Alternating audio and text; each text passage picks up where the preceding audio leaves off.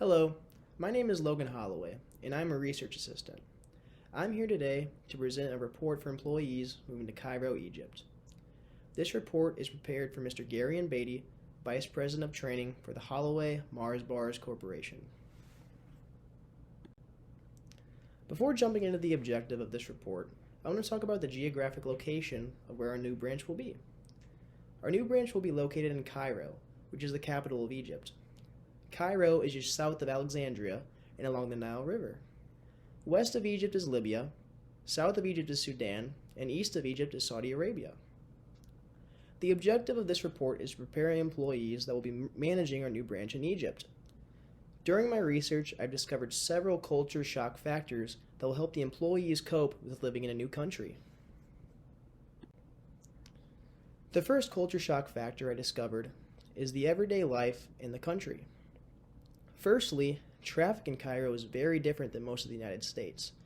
Traffic is very heavy in most of the city, so our employees will need to plan ahead if they are going to travel somewhere. It would also be a good idea to introduce the first-class train system Cairo has, which will be most efficient than driving in several situations. Secondly, many housing buildings have bawabs stationed outside to act as a 24/7 doorman or gatekeeper. The difference between a bawab and a Western doorman is that it is a bawab's job to know everything that happens in his building. That includes guests, mail, anything to do with the building at all. And so that would make a bawab possibly overwhelming for some of our employees who aren't used to having someone in their business at all times.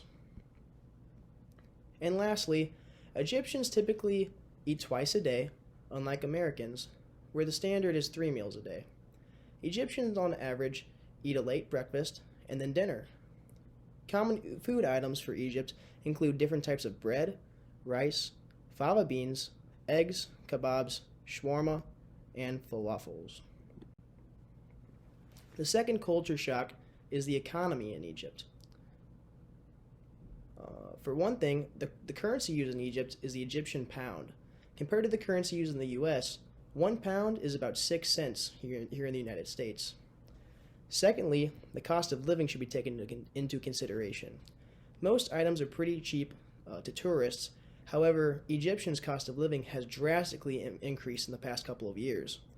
As a company, we will have to be conscious about the cost of living increasing in the future and make sure our employees have enough money to live comfortably in the city. The third culture shock that I discovered is the social life and culture of Egypt. There are many historical sites and customary events throughout Cairo and Egypt as a whole. This is beneficial to our employees as these will give them many things to do in Egypt during their free time. Religion is also a very important thing in Egypt, especially for their culture and social life. The majority of Egyptians are Muslim, and so it is imperative that our employees are aware of their beliefs and not to offend them. And last of all, the language most commonly spoken in Egypt is Arabic. It would be very beneficial to our employees if there was an Arabic section in our new training program so that they can comfortably communicate with the rest of the country. Here are the links to where my research is from. And are there any questions? What was the most rewarding part of my research? Well, the most rewarding part of my research has to be learning about a country so different than my own. I've always been fascinated with Egypt as a kid, reading about it in different books and things like that, and watching it in movies and stuff, and I very much enjoy learning about it more for this report. Thank you very much, and have a good day.